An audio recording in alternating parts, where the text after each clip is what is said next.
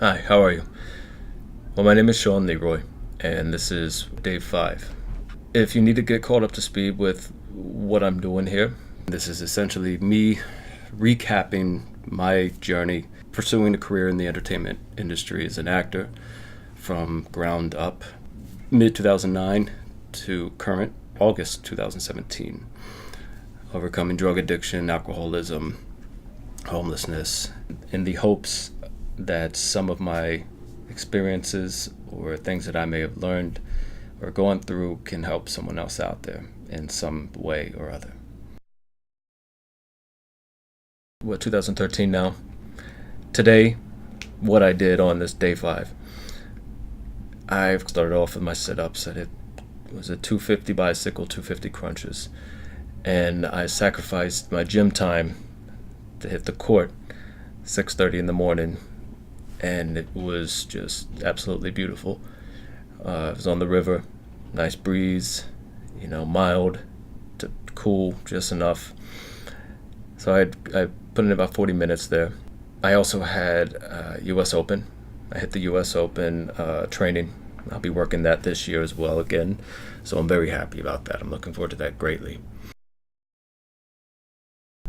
2013, I had 29 auditions, and I worked 21 jobs. 13 of those jobs were principal or speaking or something of that nature.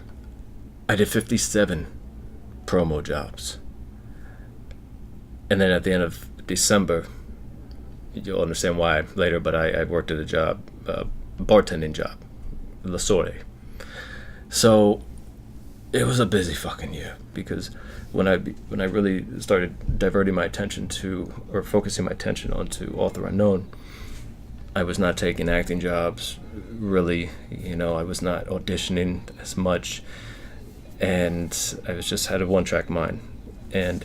But the promo jobs and the work that I was getting was bringing me in more money than I'd ever really made before, to an extent, depending on what part of my life we're referring to. So it was great. It was wonderful. The business side of things, what I feel, kind of got me into those positions was the work that I've been putting in to my craft from 2011 up to current, with the everything that I mentioned before. Weekly schedule mailings, what you're doing, keep your special skills going. Another thing that I added was I began saving every single business expense or receipt. So if you feel that you're gonna have to be putting a bit of money into your craft, like for instance buying editing material, video editing material, clothes, soundproofing, backdrops, paint, like I've painted my wall blue for auditions, computer hardware, software, travel, all that shit, all that stuff, headshots, business cards. Start classes, start saving those receipts, and take that extra week that it'll take to put it all together and add it up. Your call. I had to keep up with my website, with Actors Access, Casting Networks, IMDb, my agent's websites. Every job that I got, role, any footage, photos, stills, I added on there. Usually I would add too many, so I advise to keep it as minimal as possible, because it'll hurt you more than help you. Less is best. I just thought of that. Not too shabby. Less is best. I taught myself how to write screenplay. I did it online, researched, whether it be college sites, archives, websites that focus just on script writing. I got friends' feedbacks and thoughts, and also off the scripts that I would get, from the professional scripts. Author Unknown took on a life of its own, so I had to step away from the studio toward the end of 2012. And I knocked out the 113 pages in 3 months. Revisions came after it, so obviously it wasn't perfect the first time around, obviously.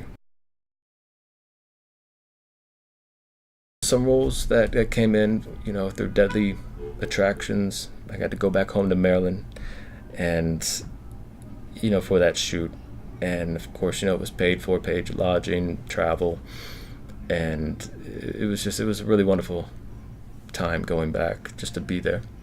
Fatal Encounters was in Boston, Massachusetts, and that was amazing as well. I got to stay in an international hostel in Chinatown area and saw a little bit of city.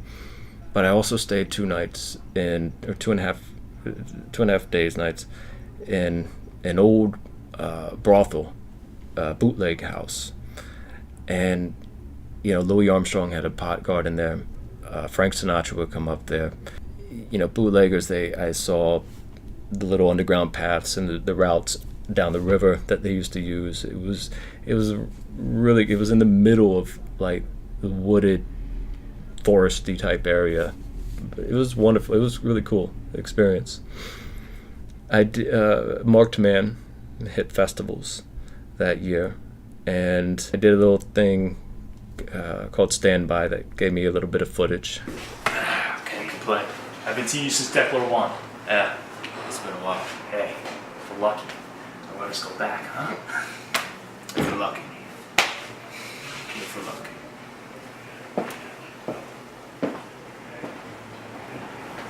I joined up as soon as they hit us, but I was only 14. I'll never forget that day. It's just like everything stopped. Never done a tour yet, have you?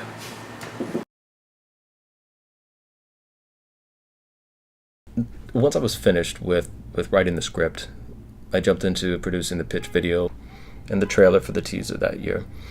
And I did it twice. Because the first time I did the teaser, it was with that other collaborator tour that was biting my shit. And that kind of almost turned into an intellectual legal battle.